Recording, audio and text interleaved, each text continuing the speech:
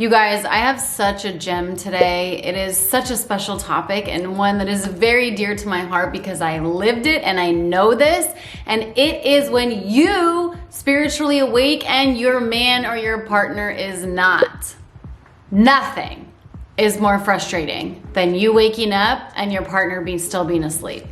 Yeah. So I'm gonna share with you today my journey and some things I learned along the way and some tools that can possibly help you and just kind of maybe shift your perspective on how you see it, because like I'm gonna get into, it's so easy to see them differently and to maybe want to get out of the relationship because you're in a different spot now, right? So I'm gonna share with you some things that helped me, and I have been with my husband for like 16 years now. So it's possible for you to awaken and your partner not to be awake, and for it still to work and for it to be a good relationship. So let's dive in. So back in 2013, I had a spiritual awakening, and that is just a term for really like when the lights come on. You become much more awake, much more aware of things that you were previously unaware of. It's really, I liken it to just living kind of in the dark with a flashlight, and somebody comes in and flips the lights of the warehouse on, and you're like, holy shit. You just see with much greater perspective and awareness. Everything just expands,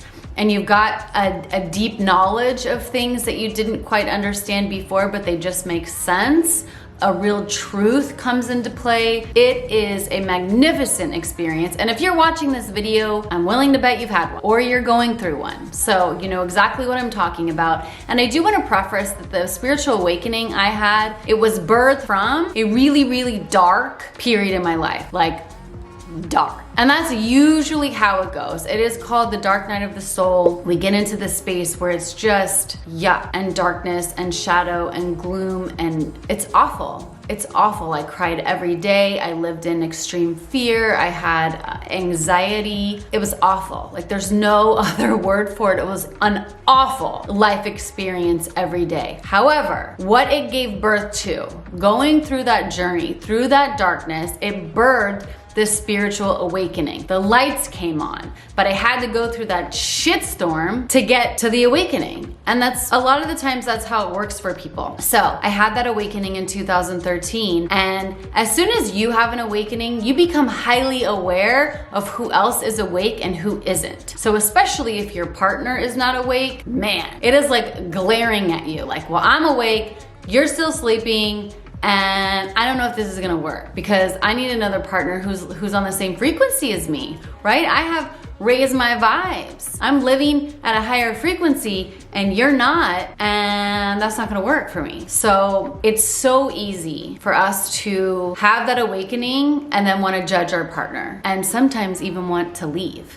Like, this isn't working, I need to cut out. And I need to pause there because that doesn't have to be the case. It doesn't have to be the case. So let me share some of the things that I did that did not work. So using my story, my first instinct was I didn't want to leave my husband, even though I had those thoughts. Well, I'm awake and you're not, and this isn't going to work. All of those thoughts I had, but I didn't really want to leave him. So I was like, okay, what I'm going to do, I'm going to awaken him. I'm going to share all this information with him. I am going to lecture. I'm going to share all of these videos or what I'm reading or what I've learned, and I'm just gonna push it on him, and I'm gonna force the awakening, and then he will be at my level, and then we'll be happy because he'll be at my frequency. Let me tell you, do not do that. It doesn't work. It doesn't work. My heart was in the right place. Everything, I was doing it from this intention of wanting him to grow and match me, meet me where I was. So the intention was meaningful. It was like, well, you can come here and then we can be together on this awakened cloud and we can live this awakened life. No. So even when we think we're awakened, there's still more awakening to do. Always more awakening to do. After that did not work. Me trying to awaken him, all it did was put him into resistance. Because this is the other thing, ladies. Every spiritual journey is so personal, so unique to that person, and also the timing is so divine. My awakening in that moment, coming out of that really dark period, is in the divine blueprint. That's what was supposed to happen for me, and it did.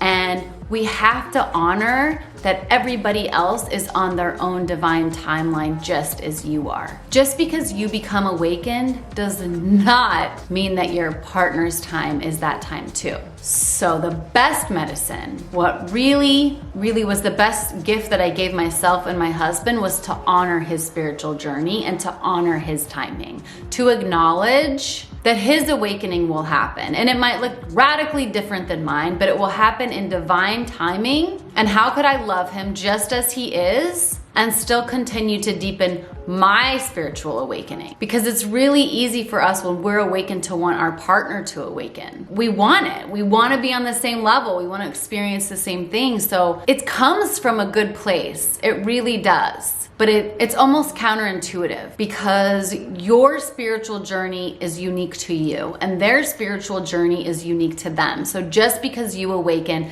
doesn't mean they'll awaken. It might be soon after, it might be years after, it might never be. It might never happen in your physical lifetime, and that's okay. So I want to preface that it's very possible, very, very possible to stay with a partner who you don't believe is spiritual awakened. And that's the other note. Just because we don't perceive them as awake doesn't mean they're not awake. That's just our perspective, our opinion, our judgment on their spiritual journey, which is so limiting. Give them a break. Honor where they are. Honor where you are. I understand the desire for that. I get it. But try not to lecture them. Try not to nag them. Try not to push whatever you're doing on them, your practices, anything that you've invited into your life now that you're awakened. Try to lead by example. Try to really be who you are. Embody this new person. Do your practices and your activities and your beliefs and live the way that you want to embody spirit. That speaks far more than anything that you're like spewing at somebody. Living that example, being that leader, that's everything. And this is my second point. That's what I did. Instead of pushing my stuff onto him, I decided that I'm just gonna do my thing. I'm gonna follow this, I'm gonna get really curious, I'm gonna explore, I'm gonna research, I'm gonna do my thing. And thank God I have a partner who supports me. And whatever woo-woo idea that I am getting involved with, I always have 100% his support. And if that's not your situation, then it can be a little more difficult. And there could be some more friction there. But thankfully, my husband is like, you do whatever it is you want to do. And he is a leader for me because I wasn't doing that for him. I was saying, well, I'm awakened, I'm doing these practices, you need to do these practices, and you need this information so that you can awaken too. And here he is with Amity, you do what you need to do. I honor you and I love you. Yeah, again, always something to awaken here. So here is the person I don't believe to be awake, showing me that he's more awakened in that space than I am, because he's doing the exact thing, honor and loving me where I'm at, wherever that is. So he modeled that for me. And then once I kind of figured that out, like, oh, that's the game, I was able to get that back to him. So I have my practices and my different things, and he doesn't participate in any of them. And I'm happy, and he's happy. And this is the other piece.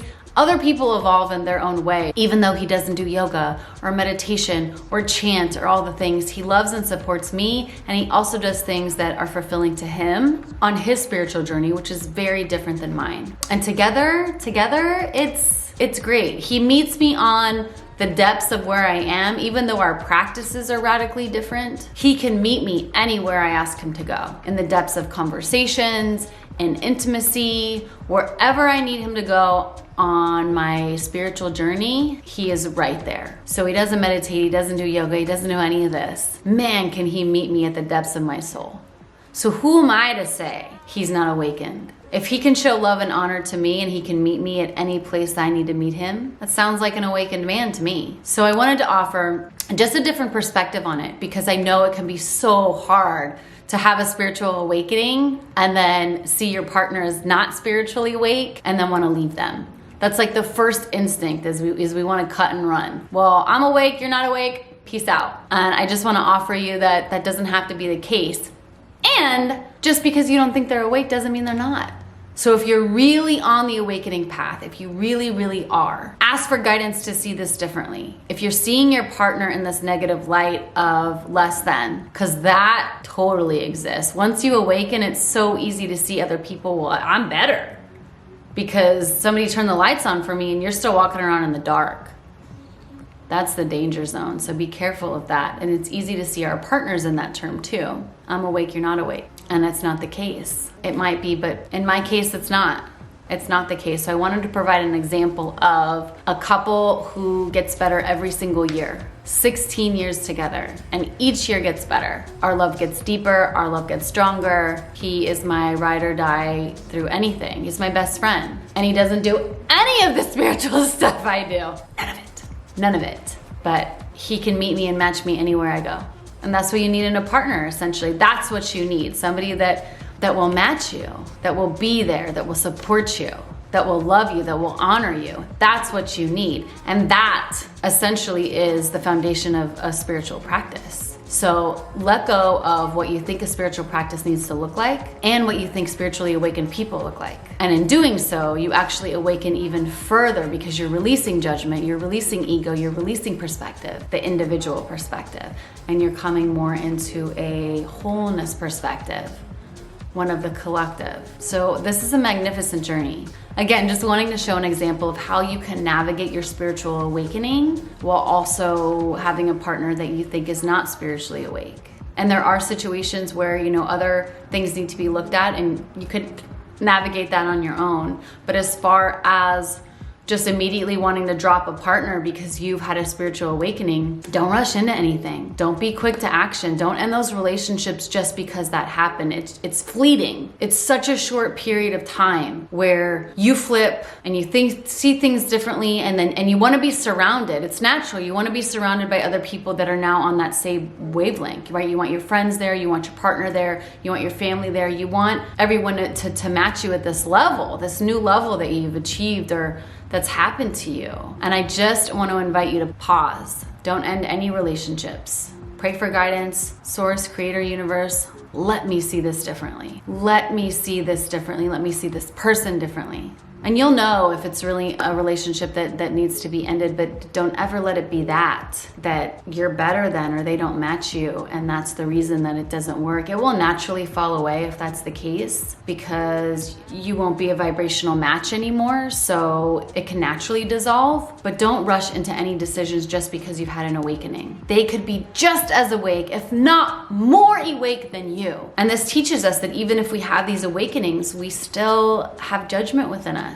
For us to see anyone as less than or not as good as because they are not where we are spiritually or they don't have the same practices we are, that is ego, that is judgment, that is not spiritual awakening. So that's more to discover, that's more work to do. Well, why am I looking at it this way? Why am I seeing this person? Why am I having these judgments? It's a wonderful, wonderful ride. Wonderful. And for like the 800th time, I want to serve as an example of a long, healthy relationship that can get better with time, and that you can have two people that look radically different in their day-to-day practices and being able to meet and match and honor and love each other wherever they may go on this journey. That is what you want in a partner, not their spiritual practices, not where you perceive them to be, but somebody that will match you in the depths of your soul. That's the gold.